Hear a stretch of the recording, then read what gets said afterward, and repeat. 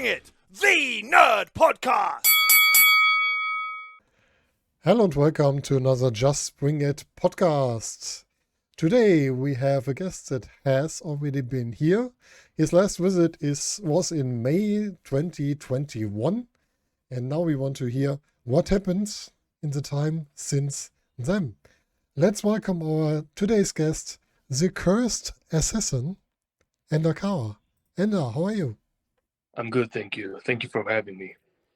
Of course, it's really interesting what happened to you since our last talk. I guess the last time that you were with us was in a talk with Daniel, if I remember it right. Yes. And it was really interesting, and a lot of interesting things happened since then. And we want to know what happened since then. But for those guys and girls that don't know you, perhaps you can tell us who is Ender Kawa. I don't even know where to start, honestly, because I don't really look back at a lot of things because in my head I'm just getting started. But I'm a Swedish/Turkish professional wrestler, Ender Kara, cursed assassin, as you mentioned. Basically a world travel junior heavyweight professional wrestler who currently is based in Stockholm, Sweden, but goes back and forth to Japan. I guess that's about it, isn't it? That's the interesting part. You're from Europe, in Europe, and you're going to Japan. Yeah. And that's really interesting. You were there for, I guess, half a year now. Yeah, it's been a total of half a year, actually. Yeah, it's a good That's guess. that's a long time. I guess normally it's 1 to 3 months that people go to Japan, but you are there for much longer time. Yes, sir. And I'm planning on staying for longer too, as soon as I'm back there. I'm planning on heading back there in September. Oh, okay. Been announced by them as well, like Big Japan Pro Wrestling or any other promotion that is gonna have me around. Because at the end of the day, I'm a free agent, and if I may add, also probably one of the best. I mean, I'm very picky with the word best because there's a lot of things that goes into being the best, but I am definitely one of the top unsigned talents in Europe right now. Mhm. And I'm a very humble guy, but there comes a time where you just have to tell them how it is, and there you go. Yes, I can understand this. You have to tell me something. Why are you now the cursed assassin? It's a very, very, very long story. But even before wrestling, I was always like, my upbringing wasn't the brightest or like the best, let's say that. And I've always tried to find my place within this world, basically try to find myself. And then I did start professional wrestling at the age of 19, on the 31st of October 2016, and then from there I dedicated my life to the sport. So throughout the years, there was always this thing nagging in my head about, show them your full potential, you know what I mean? And really do put aside your personal life and just go all in on wrestling, which I kind of did in a way. You name it, it sounds cliche and all that, sacrifices, but like blood, sweat, and all that bullshit. Not bullshit, but you know what I'm talking about, like the cliche stuff.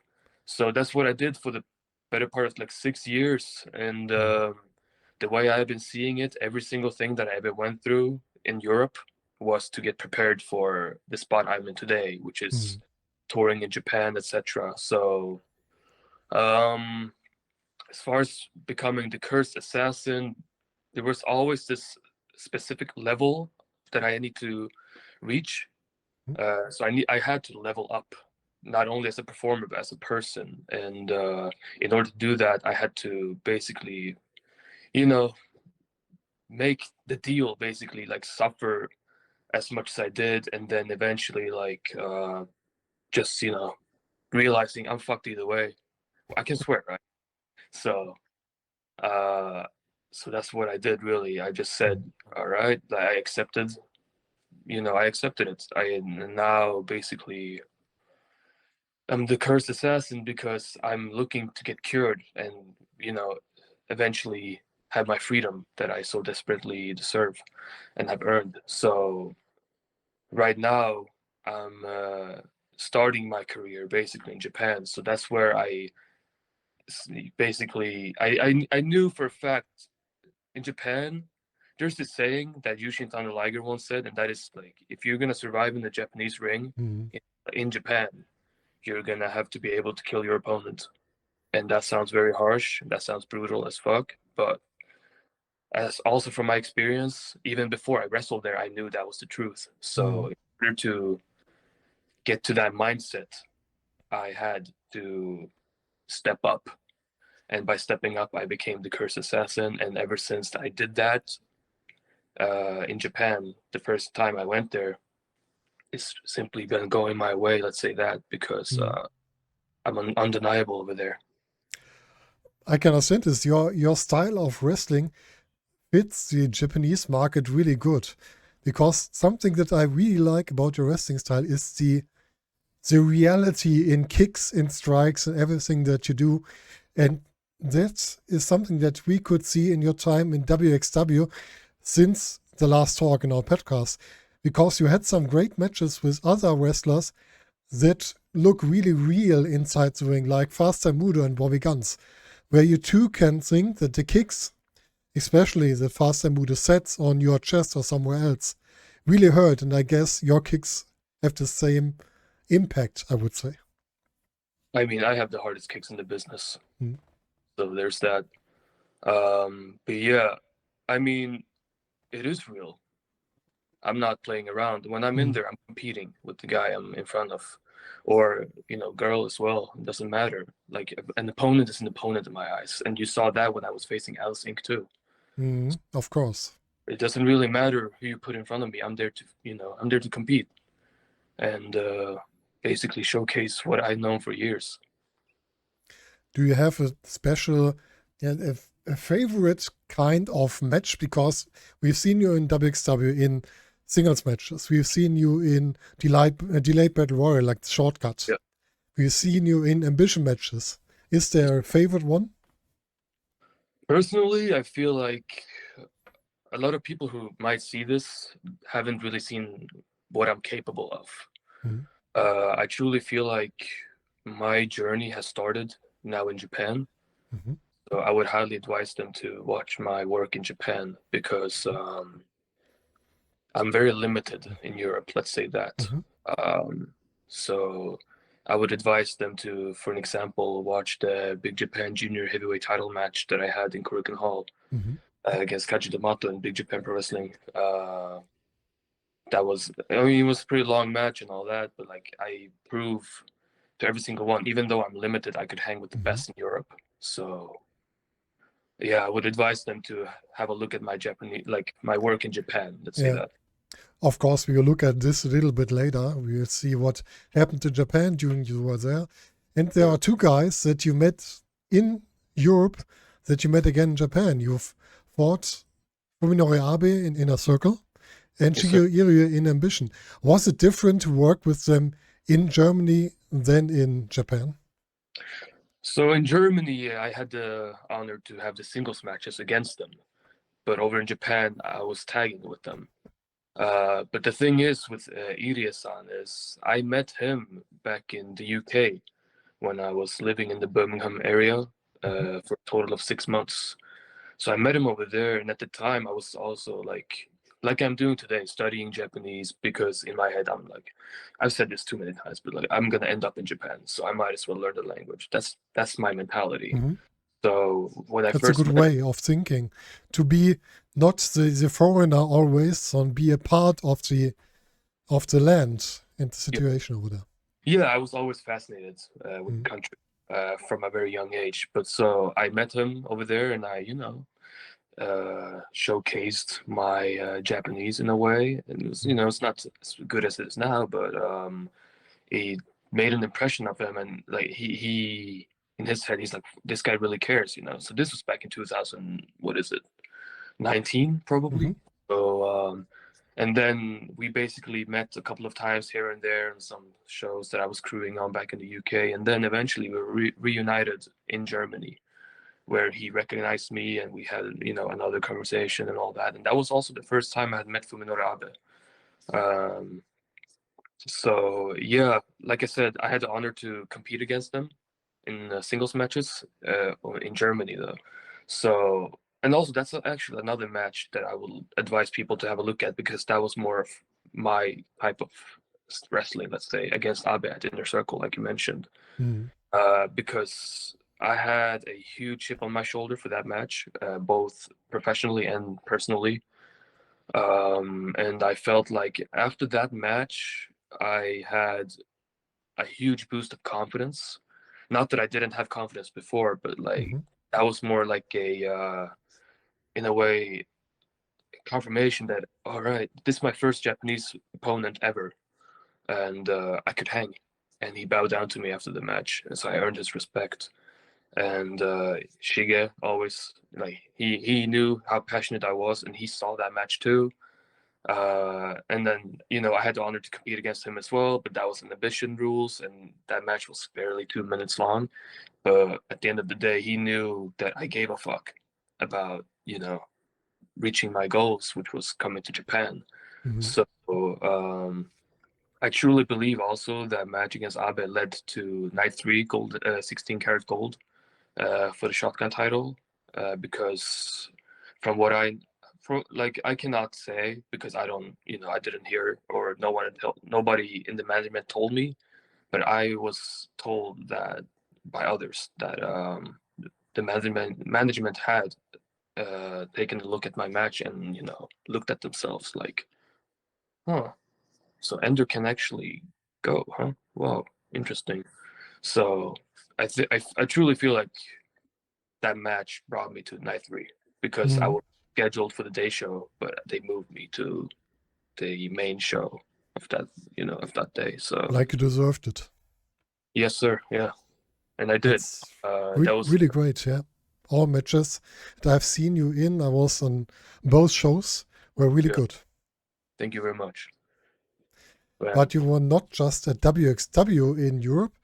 You were no, also one of the guys who started the first Project Nova show, a yes, new sir. promotion, and you were directly in there. How was the feeling for you to be part of such a new concept? So they reached out to me actually, and they were like, "So we're doing this thing, and this is our goal." And over in Sweden, I have been in a very similar position Hmm. with Freedom Pro Wrestling, Hmm. where we simply just wanted to create, opportunities for people and, to not only showcase their talent in a place where, they can be acknowledged, but also to get those reps in, you know what I mean? Because at the end of the Hmm. day, what we're doing it for, we're trying to get those reps in so we can be an asset to the product wherever we go. So when they pitched their project for me, I was all in with it, no matter what, because like I said, I've been in a very similar position myself. So I did my part to help out, and ever since then, I've been there a couple of times, I believe, and never lost a match. That's something that I really liked about you from the first talk that you had in here. You know what you're capable of, but you're also totally grounded. You know where you come from and what efforts you have to do to come up to your place where you are now. And Yes, sir. that's something that some people forget in their future. They forget where they are coming from. And that's what I really like about your kind of thinking. It's more, yeah, I agree with that because, you hear professional athletes sometimes mention that there is this quick way and then there's the more difficult way, and the more difficult way, Mm. that's it's more beautiful at the end there. And I truly believe I've taken the hard route. I took the hard way, and Mm.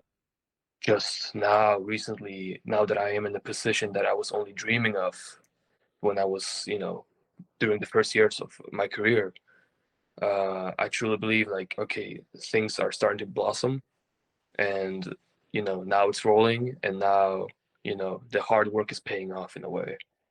So yeah, I totally agree with what you're saying. So I never forget because there was a time I had nothing. There was a time I was homeless, getting this get deep and all that, but I'm healed, so I can talk about that. Mm. Like there was times where I was eaten by insects at night, and you know what, like stuff like this. So I've really had nothing before. So to be in a position I am today, it's all just hard work, and that's what it is. And it's easy to say that you work hard, but I really don't have the time to, I don't care. Like, I know where I'm headed. Mhm. It's the same when I was wrestling in Europe, like throughout Europe, not only WXW, but like when people were like almost questioning why things were not going my way and all that. But I would always like have to calm them down myself and be like, hey, relax. It's just preparation for what's coming. Like I know where I'm headed, you know. Mhm. So you know, they were always getting. It was always as the people who cared about me got more upset than I did. But Mhm. there were times I couldn't get upset because at the end of the day, it's out of my control. Who gives a fuck? It's just waste of energy. Yeah. So like I did this mistake at the start though. I gotta be honest. Like during my first years in wrestling, especially like in Sweden, before I did anything at all, I always tried to control what was out of my control, and I burnt myself out. So that's what I'm telling people nowadays when they're asking me like, "How are you staying sane?" So I'm just telling them don't do what I did, and stay safe out there, like mentally, because there's a specific level you can reach athletically, Mhm. but I would say like maybe 80 or 90% of like being a professional wrestler is mindset. It's all about mindset. So that's what separates me from a bunch of people. Like there's some people who think they can do what I did in Japan, for example, and no, you can't. It's not for everybody. Not Mhm. everybody can survive in the dojo over there. It's not clean. It's just it's dirty. I don't want to go into specifics and all that, but or like I speak the language to a certain level. Like if you look at my resume, all my opponents in Japan are Japanese because the language barrier is not that big. Because I've been Mhm. preparing this entire time. Because I know this is where my career is. This is where I'm gonna start. This is where I'm gonna build my name and eventually make millions of dollars or whatever. You know what I mean? That's a good goal. Why not? Yes, And I sir. guess your Japanese is much better than my English sometimes. So, Now you're fine. But I'm still and practicing though. Obviously, like it's not the easiest language, but yeah, it did wonders living there. I can tell you that. mhm. I heard this before. It's not easy to learn Japanese, but if you try, you can get it. Yeah, it goes for a lot of things in life. Yeah, of course. And there's one place where you always have been in Europe, and that's Body Slam. Body Slam seems to be your second home. Pretty much, yeah. Even though I hate all those Danes over there, yeah. Is do you have to hate them as a Swede? No, I just hate them. Ah, It's not. okay. They're just shitty people. Why? They're just rude. Ah, okay. Yeah. Are the Swedish more the more cute guys? I'm sorry. What? Are the Swedish the nicer guys? I mean, I'm a nice guy. Yeah, of course. So, I mean, if you dislike me, okay, I'll No, dislike you. Like, yeah, I don't care. I have no reason to. No, no, So, you're cool though. Like, I'm speaking like generally. Like, if someone were to like dislike me, I'm like, all right. This doesn't hurt me, so I don't care. You know what I mean? You either um, like me, hate me, whatever. I'm not doing this for you. I'm doing this for myself. and That's not what. everybody can like you. That's normal. Yeah, if they like me, sure, I'll clap myself on the shoulder and be like, "Yeah, of course you're liking me. I'm the fucking man." Like It's really I'm telling you, like it's not just a fucking thing. Pro Wrestling Illustrated said it the best. I'm probably the best unsigned wrestler in Europe right now. So of mm, course you like me. Why wouldn't you? I've stepped up, even though my back is hurting after carrying the Scandinavian scene for such a long time. I mean, people are finally stepping up. Guys like Carlos Zamora, Hunyadi Tamas, you name it. Um, but there's a certain there's levels to this. You know what I mean? So when I'm not appreciated for what I've done, sure, I'll spit at you. yes, it's a good kind of thinking. So, like I said before, not everyone will like you in your time, and Sure. if you improve above others, it's it's a little bit sad, but most times they don't like you as well. That That's all could right. be, that don't has to be. get in the line. Yeah. So we will leave Europe soon. Let's Sure. talk about how you got in contact with Big Japan. All right, so this one's I'm gonna try to like sum it up. So after 16 Carat, where I competed against Irie-san and Abe-san, at the end of night 3, where we said our goodbyes, they asked me. They said, "Oh, Kara-san, do you want to come Japan?" And me hearing that sentence, like I couldn't, like it was out of my comprehension. I couldn't really, I, you know, that's basically my reaction. And I told him, like, you're gonna make me fucking cry. Yes, yes, yes, yes. And he's like, oh, let me know. I'm like, I'm telling you now. Yes, like now I'm telling you. And then from there, I got in contact with a translator, and basically Shige helped me out like a ton, almost like to the point where I was like, I gotta do something for this guy because I can't just, like I can't ask for help. I'm that type of guy, I want to earn Mm. everything. So, but he really did look out for me, and we were ever since that month, March, I believe, we were working with a translator. And at this time, though, keep in mind, like the borders were closed, so it was almost impossible to travel to Japan unless you were a citizen or you had a Mm. wife or studying or etc. So there was no way for me to get in there. So months went by, and we're talking and talking and talking. I'm sending my content here. I'm sending my content there. I'm talking to this guy here, talking to this woman here, etc. So it's just an endless process, and then eventually we just stopped talking. And I'm like, fuck, okay. Like I've said no to a bunch of bookings because I thought I was gonna go to Japan now, but I'm not going. And Mm. then like, I was starting to like kind of lose my mind in a way because I was like, this was supposed to, and again, like trying to control the uncontrollable. So I'm like getting in my head, and I'm like, all right, what can I do though? So what I usually do is I have a journal, so I'll write like pros and cons in there. Mm. Where should like or like where should I go? What's my plan B? Because I always strive to have a plan B, and plan B was Germany. So I let WXW know at the time that I was coming down there for 3 weeks, and I got myself an Airbnb and all that. I was booked for every single show that month that I was there, whenever that was. I believe November maybe. Mm. And then during my time there, I was in Bochum. So I was in Bochum, and then traveling to Gelsenkirchen like every day, sometimes twice a day, just to train in the ring or in the gym at the Fight Club Center. Mm. And then one day I saw the news that they opened up the border, and immediately I contacted the translator. I was like, "Look, we gotta like we gotta go. This is it. This is it." Because before this, I always told people again, I know where I'm headed. I know where I'm headed, but I would never tell them where I'm headed, and I still don't. Um, but I basically, worked on the process once again, and it worked out, and I got my ticket to Japan while I was at the Airbnb in Germany. And then from there, my goal was okay. I'm gonna be in Japan before the end of the year, and that was like the big bucket list on my in my bucket list then for the year. So I have like yearly bucket lists, and I checked that one out even before I had went there. Who knows what happens? Maybe I'll get injured, Of course. Mm. stuff like this.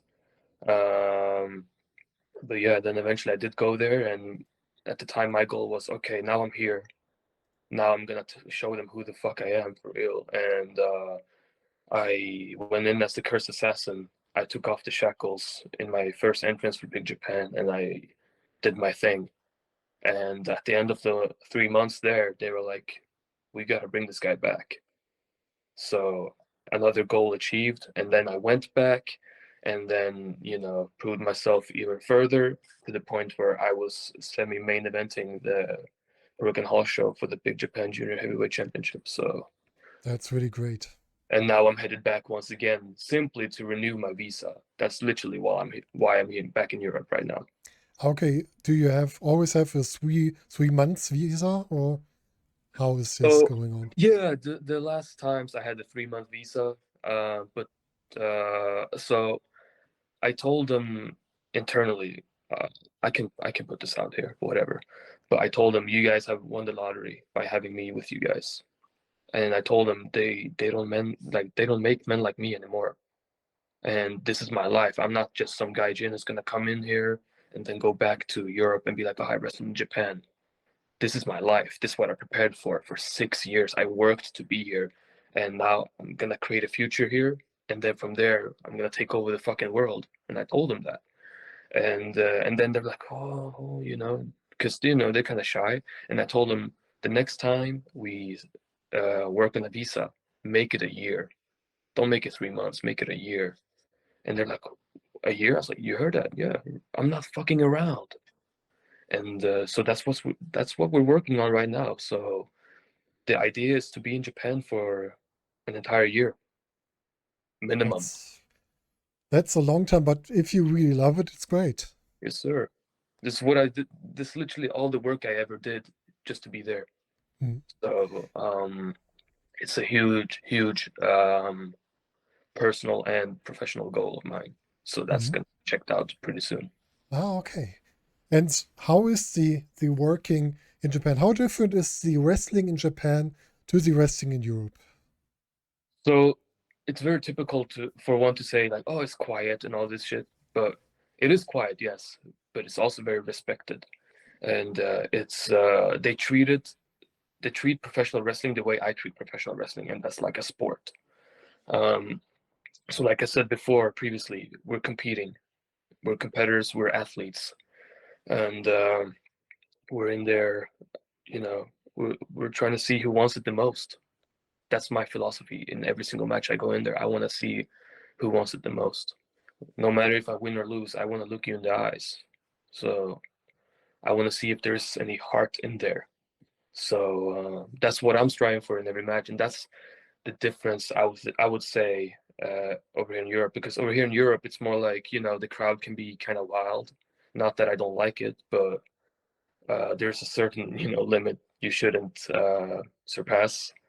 Um, but Yeah, yeah, they can be yeah, wild or they can go totally crazy, and crazy is not always the good way. you never know, because there's usually people who think they know it all, but they really don't know anything because Yeah. they're not even in the bubble, and like social media and all this stuff. I mean, social media is pretty bad in Japan too. It can be, Mm, we've seen some tragedies over the years everywhere in the world, so due to social media. So, but I feel like it's more common over here and in America than in Japan. of But course. who knows? Maybe I'm wrong. I cannot really comment on this subject because, as far as I know, I have never met a single hater in Japan. That's really interesting. Perhaps they have a different look on wrestling than here. Yeah, exactly. So it's more respected, you know. So I met Juice Robinson very early in my career, and somewhere in the middle there in the UK. But one of the first questions I asked him was, "So how would you describe the difference?" And he told me, "Well, if you go to America and you tell them you're a wrestler, they're just gonna laugh at you in a way and be like, get back in line, kid, or whatever. But if you say you're a professional wrestler in Japan, they'd be like, oh, and they will let you go, the fast track. That's how respected it can be over there. That's Mm. how he described it to me. So I've always had that in my mind too. It's a little bit like the respect that wrestling gets in Mexico, I Yeah, guess. I'm not too educated with Mexico, but Mhm. it sounds about right. I would say. I mean, I know the luchadors are very respected over there. Yeah, that's just what I heard as well. I have never been there, but You're right. like you can hear from wrestlers that have been there, wrestling is something totally different over there. Yeah. And it seems like it's in Japan like this. So you're in Japan, you were Yes, in sir. Japan this time. Sir. How was this working? Were you traveling around Japan or were you in a specific area? I was living the dream. So I was on the tour bus, man. We were touring the entire country. We went to Hokkaido, maybe like a couple of days after I arrived, and I wrestled for 7 days in a row. Hmm. Wrestled in Nishinihon, which is West Japan, and we're Hmm. talking Hiroshima and all this. And back in school, when I was in school, I was doing these school presentations about Japan, about Hiroshima and Nagasaki, and I could like go to the memorial in Hiroshima where the atomic bomb hit, and all, it's like it's pretty surreal. So my goal was always like, people are sleeping on the bus. Me, I'm like glued to the window. I'm like looking out. I'm like I'm here. I'm doing what I wanted to do since I started this, and that is like touring Japan, paying my dues in a way, as they say. Like they're like it's kind of traditional to when you first start out in Japan, you gotta do the tour bus and all that. I'm not complaining, man. Even though like the bus ride from Yokohama or like from Kurikan Hall at the time all the way to Hokkaido was 20 hours long. Oh, it's a long time. Yeah, and we're like jumping on ferries and shit like that. So but like I said, I'm living the dream, man. And eventually, like in the future, when I'm with New Japan Pro Wrestling, I'm gonna fly over and not just jump on the bus. I'll do Yes. everything, really. Yeah. You're trying to get your final goal, so Yes, sir. it's really good. And like you said before, you met your friends that you met in Germany, Irie and Abe, again, and you had so different matches. Like I said, you had tag team matches with them, you had singles matches. Yeah. What were if you have to tell us about three highlights from a tour, what would this be? So obviously the singles match against Abe because I evolved as a performer after that match. I truly felt, and I'm not just talking about night 3 of 16 Carat. I'm talking Mm, about like every other booking I had after that match because I had like I knew, okay, I can hang. And like if you watch that match back and you see that like, we're wrestling and all that, and then he kicks me in the back and Tassilo Jung is like he's like, is he all right? And he sees this fucking smile on my face. I had people coming up to me and be like, we've never seen you smile like that ever. Like that was like happiness at the highest level. And then, obviously I slapped him and kicked him back. But like that match is probably something I'll never forget because of how much stuff I was going through personally and professionally at the time. Uh, but and then I opened up this year with Shiga in Kurikan Hall. mhm. I believe on the 2nd of January or something like this, with 6 man, and yeah, that was crazy because I never thought I would start off the year in Kurikan Hall. Let's say that. So that was a big one. Cork Hall is, from my feeling, comparable to Wembley in England. Yeah, I mean it's a holy ground over there, and now we're kind of gonna get away from the question, but I'll try to come back to it. But No like problem. at the time when I made my debut in Broken Hall, I thought I was gonna bawl my ass out. I thought I was gonna cry. I thought I was gonna have like a breakdown in the ring of some sorts. You know what I mean? Because of how big this accomplishment is. And then once I did my entrance, and they announced me, and I was in the ring, in the middle of the ring with all the eyes on me, I was numb. You know what I mean? I didn't like. I was just doing my thing, so I didn't even react to it in a way. And then after the match, when I sat down on my chair backstage over there, I just sat and like I repeated to myself, I was like, I just wrestled in Cork and Hall, and I was like silent, and I was like, holy fuck, you know what I mean? And now I've wrestled in Cork and Hall more than like 5 times, That's and great. it's crazy. It's really crazy. And now like also since we mentioned that I'm headed back in September. I had a training session the other day with a very good friend of mine, and I told him, "Oh yeah, I'll probably go back and have my first match back in Crooked Hall." And then like it dawned on me, I was like, "That's a sentence I just said," you know what I mean? And then I told him, I was like, "That's kind of crazy now that I think about it. I never thought I would say something like that, especially to a guy who's seen me since day one." You know what I mean?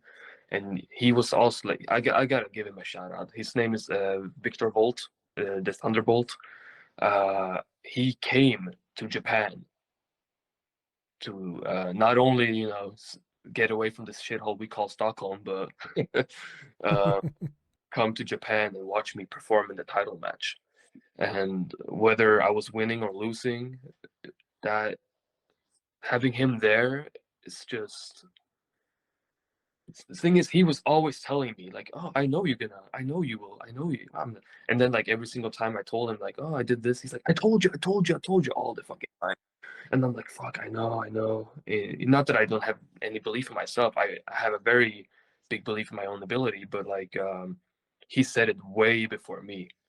And then yeah, he saw the match, and then after the match, I went like we met at the merch table where every single fan was, and all the wrestlers were selling their stuff, and like that was like the most real feeling I felt in a long time, where like just the level of how proud he was and how proud I was that shit we're in Broken Hall and I just wrestled the semi main for over 20 minutes for the title, and you were here, you were there since day one, and then we just embraced, and we both started crying, and people like they're like looking around, like all the fans are very confused.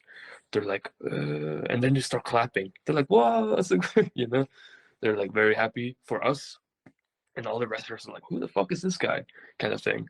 And then eventually they hear, "Oh wow, this guy used to train them. Oh, wow, that's crazy." And then like they put their own perspective into it. But yeah, back to the Abe. I didn't forget about that.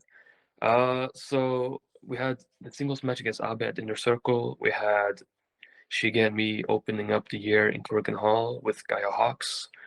I believe it was, yeah, I believe so, if I'm not mistaken. And then yeah, third one would probably be maybe when I first pinned the champion. So I was tagging with Shige, and at the time champion was Sekifuda Kota.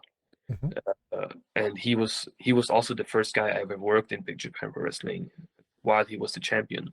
So that itself was a big achievement too. So I'm like, all right, I'm gonna step up against the champion right away. So let's see here. I'm gonna show him that I'm here to take that title away from him. So during that match with Shige at the time, later on, I ended up pinning him, and then from there we had a singles match.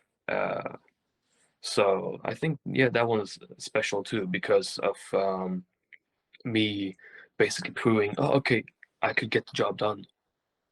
So yeah, that's probably three matches with those guys that I would mention. So 3 matches that, if possible, we should have a look at. For sure, yeah. But one you definitely should have a look at is the future singles match I will have with either one. Hmm. Okay, that sounds Wow. really good. I'm very hopeful that will happen in the near future. Yeah, I can understand this. So now you are back in Europe, and Yes, now you have the time to think about your goals. You told us 1 year in Japan is goal number one. minimum, I heard a second one in the back. That's New Japan, if I sir. heard it right. Yes, sir. What are your other goals for your future? I mean, at the end of the day, I'm a businessman, so I cannot say never say like I will never say never. People tell me NXT Europe. People tell me Pro Wrestling Noah. People tell me AEW. All this stuff. I mean, sure, you say you do you. You say whatever you want. At the end of the day, like whatever happens, happens, man. Like I'm just enjoying the ride. I know where I'm headed, and I'm headed towards greatness. That's all I know. No matter what I do, I will do the best with what I have, and then from there, we're just gonna build an empire. That's really good. That's a really good way to go your way, I have Yeah, to say. but So yeah, no, I'm sorry to interrupt, no but problem. definitely, yeah, New Japan is definitely high on that list because I truly believe that IWGP Junior Heavyweight Championship is a potential cure for me. So once I win that in the future, I know I can be cured and I can have my freedom and I can know for a fact, okay, I reached this goal. And but it's also like a very frightening thought because I'm thinking, what happens after that? And that I'm looking to find out eventually. But yeah, that title is the reason to why I get up from bed. That title is the reason to why my parents don't have grandchildren, or why I don't have a wife, etc. You know what I mean? So uh, definitely New Japan because of that very title. But yeah, again, I'm a businessman, so you never know what happens. But Yes, of course. definitely Best of the Super Juniors next year. It's a big one. And like I get to know you here, when you come to the point of Best of Super Juniors, you will know what you want to do in the next year because you have your bucket list for the next year.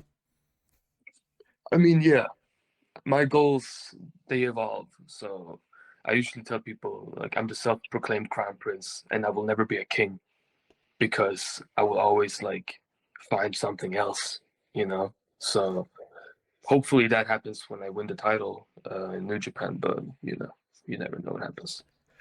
There have been a lot of princes that had been more popular than the kings. And perhaps if you look to New Japan, a little guy like Prince David was already there. Yes, sir. Huge reason to why I fell in love with that particular style too. That's Uh, really good. yeah. So you're in Europe at the moment. Where can we see you in the next months till you get back to Japan? So earlier today, I mean, yeah, it's unrelated to the question, but I'm working on a lot of stuff outside of the ring right now. Hmm. But my next appearance is scheduled to be in August next month in the Body Slam, Hmm. where I will be competing in Copenhagen. And then after that, on the 8th of September, yeah, where I'm participating in the Scandinavian tournament, which Okay. are, you know, those are unfinished business. So I gotta get that trophy before I head back, I think. You were in the semifinals twice, if I So remember it right. I believe I believe that's correct. And I competed against, let's see here. Oh yeah, so Gabriel Faust, Alice Inc., who beat me, and then I was beaten by Francesco Akira the last time. So we'll see what the bracket looks like this coming tournament. But I know for a fact, like, I'm gonna end up Mm. final, like for like definitely in the final. I don't see anyone beating me at the stage of my career. I'm unshackled. I'm uncontrollable. Like, people cannot control me. Uh, and I'm looking to compete, and I want to look into their eyes. And I know for a fact nobody possesses what I possess. So I see that trophy in my hands. That seems to be a good goal as well for this year. So, how can we support you during your time in Europe and when you're back in Japan? So right now, my shirts can be found on SL Wrestling. I'm sure you're familiar with that. Other than that, please do follow me on social media at EnderCarPW. Same on Twitter. I'm not, or X, whatever they fucking call it now. I'm not keeping. I don't know All it as the- well at the moment. I'm bad. I'm really bad with Google Meets as well. I don't even know what I'm doing right now. I'm bad with the technology stuff, but I'm trying. You know what I mean? But like, for the most part, I'm just watching people. You know, I'm watching the biz. I'm seeing basically everything. I'm just hiding in the shadows. But yeah, follow me over there if you're intrigued by Easter eggs, for an example. So other than that, yeah, SL Wrestling and the Kara PW on social media. And let's see here. Yeah, I mean, I have portraits that I'm selling over in Japan or in any other company I compete in, Mhm. whether it's in Denmark or anywhere in Europe. Um, but yeah, also please do support Big Japan Pro Wrestling by signing up to Big Japan Core or BJW Core as they call it. And yeah, do subscribe to their YouTube channel, have a look at the free matches that they publish every week, and yeah, jump on the hype train, I should say. That sounds really good. And it was a pleasure to talk to you. Thank you that you got the time to come over here. Feelings mutual. Thank you. And to all our listeners, you heard what he said. Follow him, and we will meet at the next podcast. Bye.